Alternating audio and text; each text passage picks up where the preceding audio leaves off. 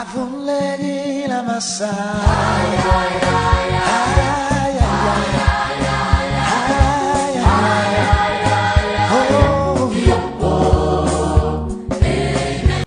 Merci d'être là, alors que cette autre édition de Tu dois comprendre commence sur Radio Solution et sur Solution TV.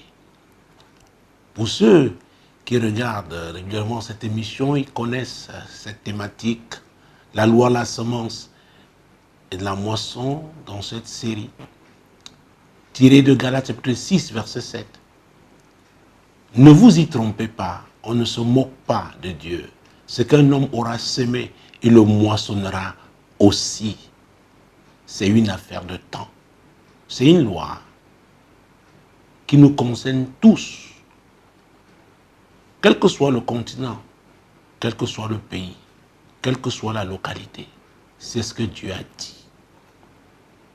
Ce soir, nous allons revenir sur quelqu'un, nous avons parlé de lui, de Jacob. Ouvrez votre Bible avec moi, si vous l'avez. Si vous ne l'avez pas avec vous, notez ces différents passages bibliques et méditez-les, s'il vous plaît, après.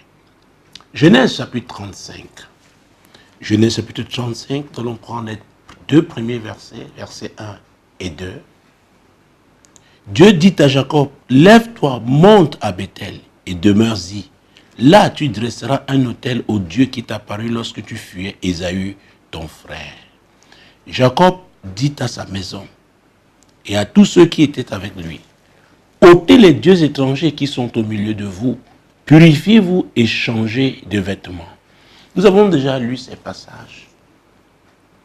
Jacob, lorsqu'il quitta là-bas, il avait des richesses, il avait une grande famille, il avait des serviteurs. Mais ce n'est qu'à Sichem, après ce qui s'est passé, il déclara que Simeon et Lévi le troublent parce qu'ils avaient frappé ce peuple à cause de Dina. Et c'est quand Dieu lui parle pour la deuxième fois, va à Bethel, retourne à Bethel. Tu as changé de direction. Tu n'es pas arrivé là où je t'attendais. Comme beaucoup d'entre nous. Vous savez, l'obéissance doit être totale.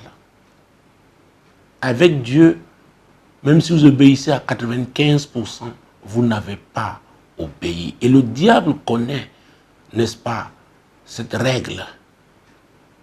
C'est pourquoi à deux doigts de la réussite, il arrive à séduire beaucoup d'entre nous.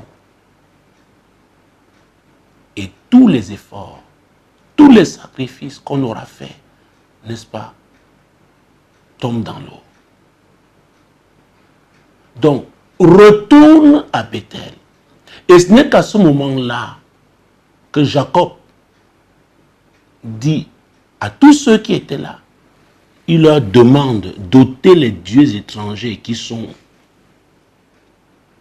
au milieu d'eux. Purifiez-vous et changez de vêtements.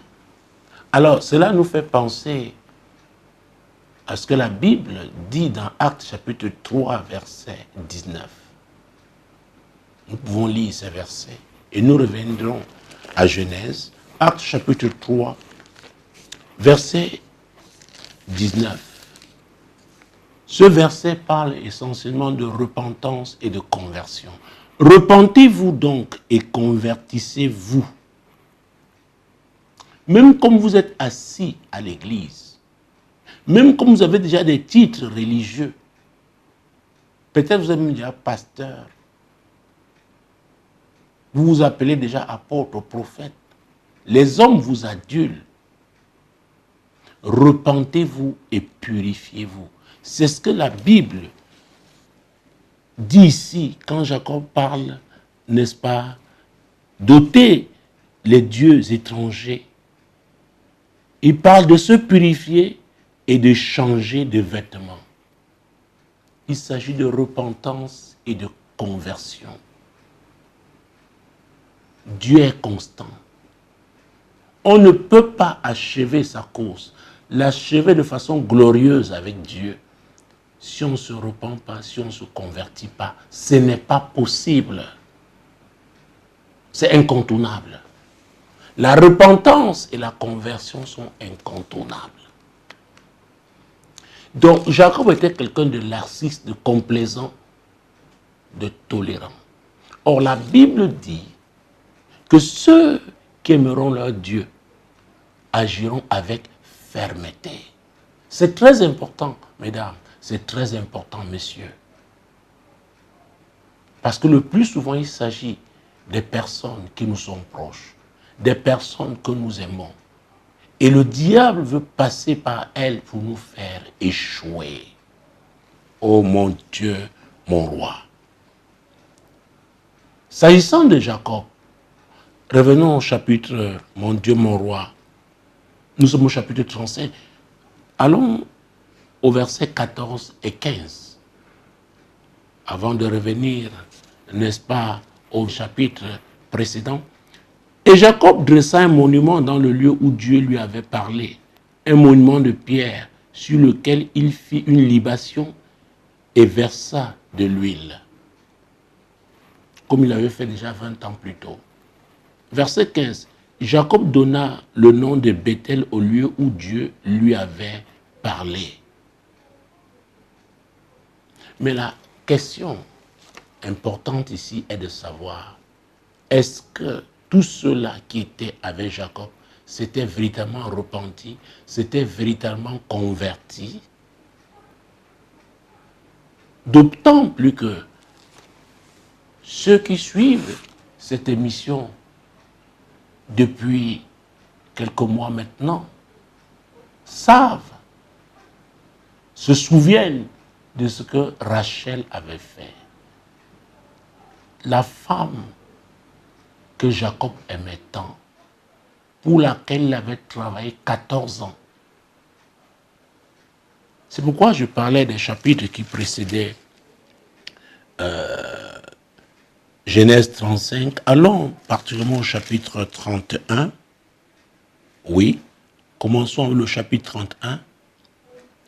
Verset 32 et suivant. Genèse 31, verset 32. Mais périsse celui auprès duquel tu trouveras tes dieux. En présence de nos frères, examine ce qui t'appartient chez moi et prends-le. Jacob ne savait pas que Rachel les eut dérobés. Il s'agissait de quoi? Des dieux de Laban, de ses idoles. Il ne savait pas que Rachel, la femme tant aimée, les avait dérobés. Continuons. Laban entra dans la tente de Jacob, dans la tente de Léa, dans la tente des deux servantes, et il ne trouva rien. Il sortit de la tente de Léa et entra dans la tente de Rachel. Verset 34. Rachel avait pris les téraphim, les avait mis sous le bas du chameau et s'était assise dessus.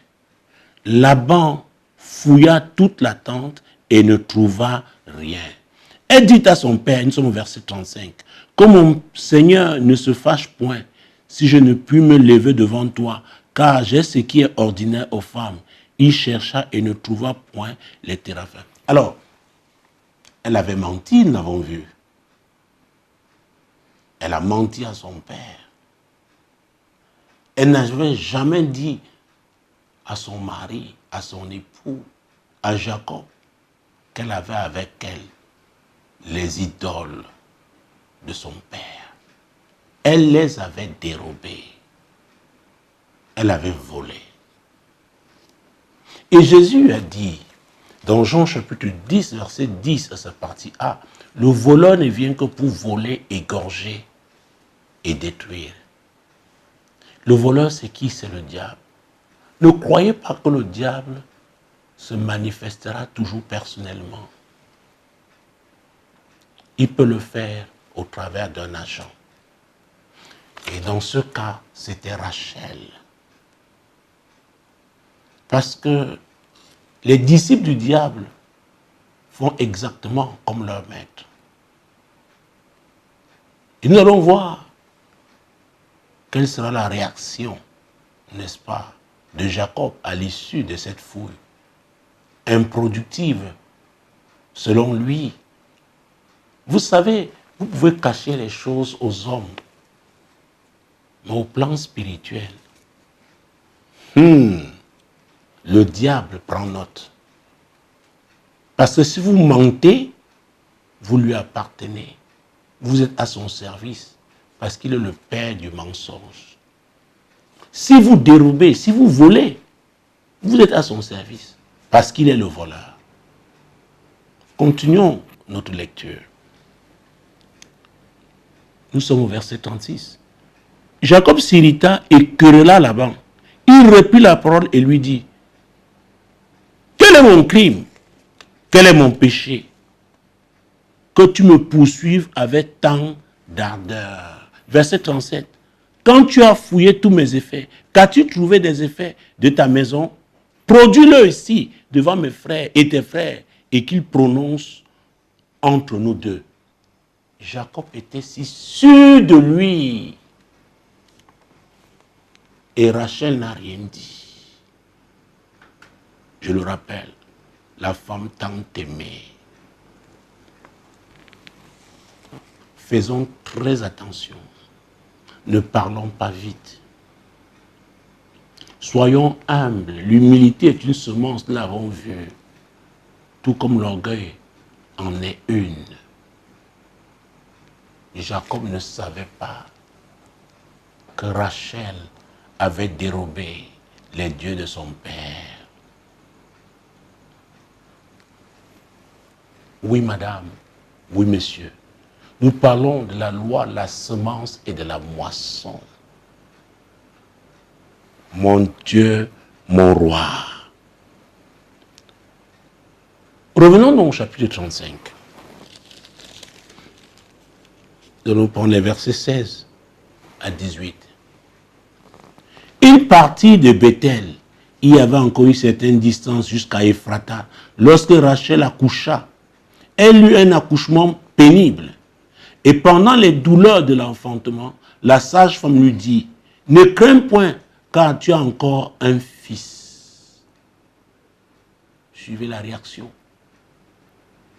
de Rachel. Verset 18. Et comme elle allait rendre l'âme, car elle était mourante, elle lui donna le nom de Benoni, mais le père l'appela Benjamin. Verset 19. Rachel mourut et elle fut enterrée sur le chemin d'Ephrata, qui est Bethléem. Mon Dieu, mon roi. Benoni veut dire fils de ma douleur. Jacob avait la semence prophétique en lui qu'il avait reçue de son père, Isaac. Il a compris que ce nom était un nom de malheur pour son 12e fils. Il a changé. Il a dit, tu vas t'appeler Benjamin, fils de ma droite. Alors Rachel, qui avait dérobé les idoles de son père, oh mon Dieu, qui les avait cachées, qui avait caché à son mari, la voilà en mourant maudit son 2e fils. C'est terrible. Hein? La loi de la semence et de la moisson. Donc, l'héritage, mon Dieu, mon roi, de Jacob devenu Israël. 12 est le symbole de la complétude. Donc, voilà que le 12e fils, s'il n'avait rien fait, aurait été maudit par sa mère. Et si on regardait dans le rétroviseur, si on faisait une rétrospective, s'agissant même du nom de Jacob, nous avons vu comment l'ange de Dieu l'avait changé. Jacob voulait dire tout simplement un supplanteur, un trompeur, un escroc. Et il est tombé sur une femme aussi. Oh mon Dieu, la femme qu'il a aimée. Ah oui, était une menteuse. une voleuse. Mesdames, Messieurs, faisons très attention. Nous sommes toujours rattrapés par notre semence. Ça nous concerne tous. On peut même avoir oublié. Mais le monde spirituel a ses archives. Oui, madame. Oui, messieurs. Ça nous concerne tous. Continuons de parler de ce Jacob. Nous sommes toujours dans le livre de Genèse. Oh, allons au chapitre 27. Mon Dieu, mon roi. Nous allons prendre les versets 5 à 10. J'ai choisi de revenir sur Jacob parce qu'il y a beaucoup de choses à dire le concernant. Oui. Versets 5 à 10. Rebecca écouta ce qu'Isaac disait à Ésaü son fils. Et Ésaü s'en alla dans les champs pour chasser du gibier et pour le rapporter. À qui? À son père Isaac. Parce que son père, devenu vieux, voulait le bénir. Quelle fut la réaction de Rebecca? Puis Rebecca dit à Jacob son fils, dont son fils cadet, parce que c'est des jumeaux. Voici, j'ai entendu ton père qui parlait ainsi à Ésaü, ton frère. Apporte-moi du gibier et fais-moi un mets que je mangerai. Et je te bénirai devant l'Éternel avant ma mort. Verset 8. Maintenant, mon fils, oh mon Dieu, mon roi, mon fils, Jacob, tu es mon fils. Isaac veut bénir ton frère. Donc il est son fils. Moi, je me battrai pour toi. Écoutez, je n'ai rien contre l'amour d'un père ou d'une mère, n'est-ce pas, à l'égard de sa fille ou de son fils. Mais mon souci est que cet amour se manifeste, n'est-ce pas, avec vérité. Que le fondement de cet amour soit divin. Parce que Dieu est amour. Et Jésus a dit, je suis le chemin, la vérité et la vie. Et quand la Bible dit qu'au commencement était la parole était avec Dieu, la parole était Dieu, elle était au commencement. Tout ce qui a été fait par elle. Et rien de ce qui a été fait n'a été fait sans elle. Oh, c'est la vérité là qui était au commencement. C'est pourquoi le fondement est très important. Et la Bible déclare, si l'Éternel le bâtit, ceux qui bâtissent travaillent en vain. Donc si la vérité n'est pas là au départ, vous allez échouer. Et la Bible ne dit-elle pas que vaut mieux la fin d'une chose que son commencement. C'est pourquoi je suis revenu à la vie de Jacob, sa jeunesse, ce qui s'est passé. Et nous verrons comment il a donc arraché la bénédiction. Vous savez, Dieu peut prévoir, vous donner quelque chose. Mais si vous essayez de l'aider, vous utilisez un artifice diabolique, vous allez vous créer des problèmes. J'ai l'habitude de dire qu'on n'aide pas Dieu. Continuons notre lecture. Mon Dieu, mon roi, Jésus-Christ de Nazareth. Verset 9. Va me prendre au troupeau 2 bons chevreaux. J'en ferai pour ton père un mets comme il aime. Verset 10. Et tu le porteras à manger à ton père, afin qu'il te bénisse avant sa mort. Vous savez que les chevreaux, n'est-ce pas, qu'on parle de chevreaux, c'est le petit de la chèvre. Et pour qu'on les prépare, il fallait les tuer. Nous sommes d'accord? Les égorger. Le sang devait couler. Nous sommes en train de parler la loi de la semence et de la moisson. Et en passant, j'ai parlé de la notion de fondement. Donc il fallait égorger ces chevreaux. Mon Dieu, mon roi. C'est très important ce que je suis en train de dire. Parce que ça vient de la parole de Dieu. Tout ce que Dieu fait, tout ce qu'il dit est important. Donc suivez attentivement. Mon Dieu, mon roi. Et la mère de Jacob, c'est-à-dire Rebecca, voulait la bénédiction. Mon Dieu. Elle voulait que son fils soit béni. Mais comment? Comment? Verset 11. Jacob répondit à sa mère, voici Ésaü mon frère est velu, et je n'ai point de poil. Verset 12. Peut-être mon père me touchera-t-il, et je passerai à ses yeux pour un menteur. Et je ferai venir sur moi la malédiction, et non la bénédiction. Parce qu'un menteur ne peut pas être béni. C'est le diable qui est le père du mensonge. Et Jacob essaye donc de tenir ce raisonnement pour que sa mère se ressaisisse, mais elle va persister. Sa mère lui dit que cette malédiction, mon fils, retombe sur moi. Écoute seulement ma voix et va me les prendre. Verset 14, Jacob alla les prendre et les apporta à sa mère, qui fit un mets comme son père aimait. Ce que nous savons, c'est que les chevreaux ont été tués. Égorgés, parce qu'en Israël, on égorgeait. dont le sang a coulé. Je rappelle, je répète, le sang a coulé. Notez ça. Pour que Jacob arracha la bénédiction, n'est-ce pas? Le sang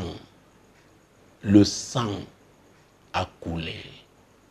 Le sang de chevreau. Pour qu'il puisse tromper son père. Vous savez comment le vêtement qu'il a porté, poilu, c'est la peau, n'est-ce pas, d'un animal. Pour que son père, n'est-ce pas, le prenne pour Ésaü. Oh, Jésus-Christ de Nazareth. Allons au chapitre 37. Nous sommes toujours dans Genèse. Genèse chapitre 37. Mon Dieu, mon roi. Verset 31. Genèse 37. Verset 31. Notez ces passages. Et 32. Il prit alors la tunique de Joseph. Et ayant tué un bouc, il plongeait la tunique dans le sang. Oh mon Dieu, mon roi. Ils envoyaient à leur père la tunique de plusieurs couleurs, en lui faisant dire, voici ce que nous avons trouvé. Reconnais si c'est la tunique de ton fils ou non. Rebecca avait dit, mon fils. Maintenant, Jacob, ici, ses enfants lui disent, ton fils. Et ce fils, c'est qui? Joseph, le 11e fils de Jacob, le premier fils de Rachel, la menteuse, la voleuse. Et qu'est-ce qu'ils ont fait? Ils ont tué un bouc.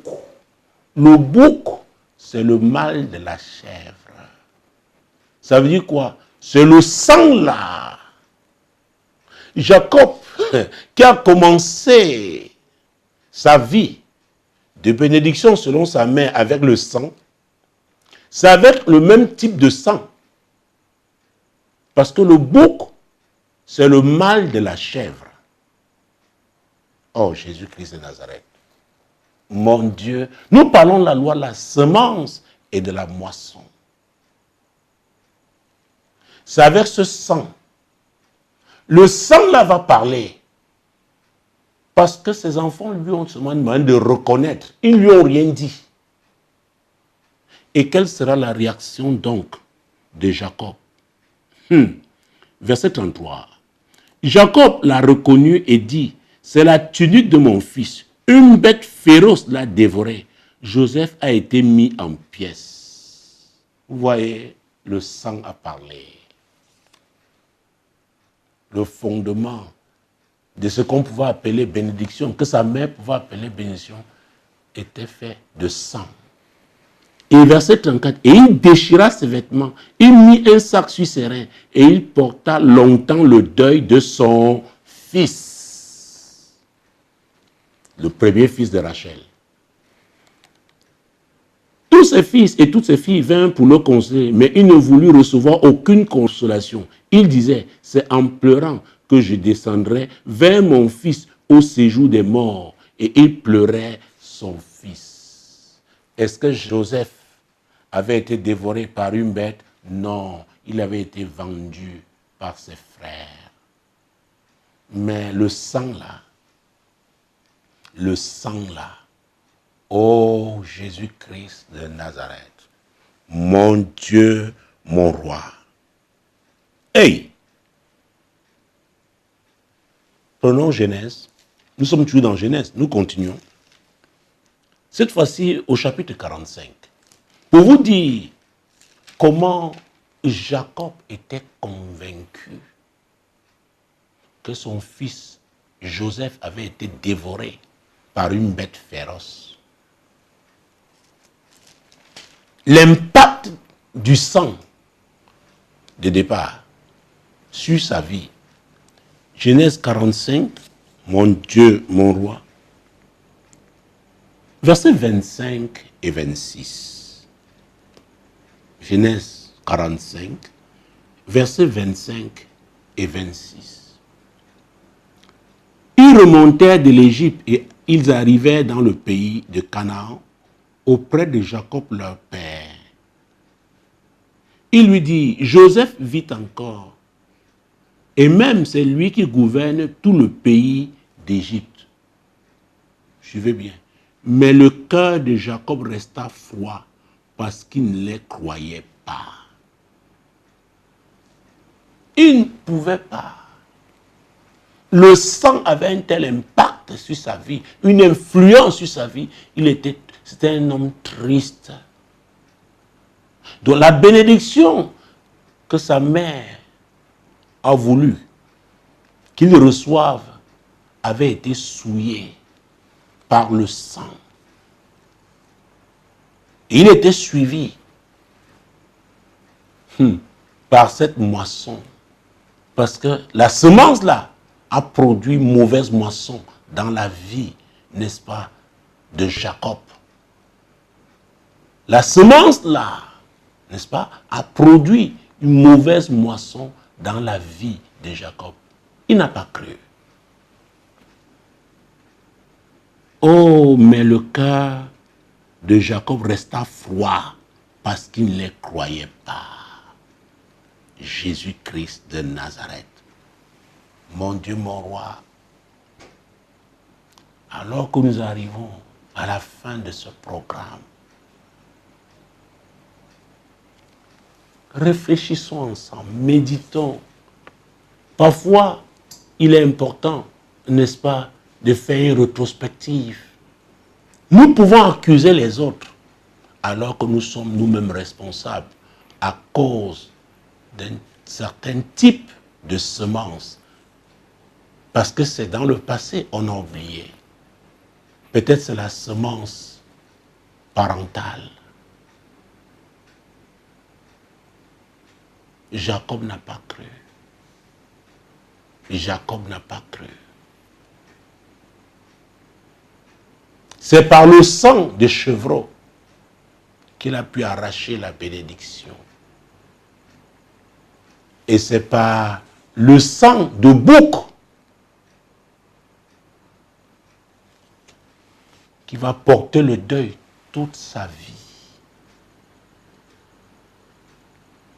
La loi de la semence et de la moisson. Mais souvenez-vous de ce que l'apôtre Pierre a dit. Dans 2 Pierre, chapitre 3, verset 9. Nous sortirons de cette émission sur cette note pour que vous compreniez que Dieu veut que votre vie change. Mais tout dépend de vous.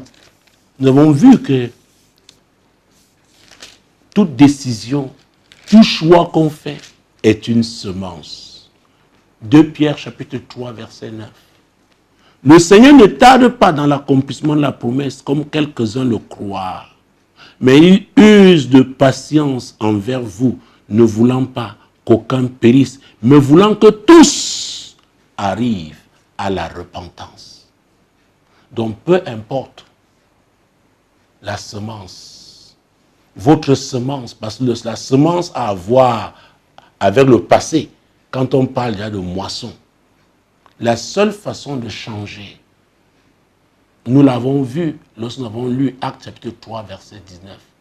Repentez-vous et convertissez-vous. Donc Jésus, c'est ce qu'il désire pour nous. Et c'est la meilleure des semences.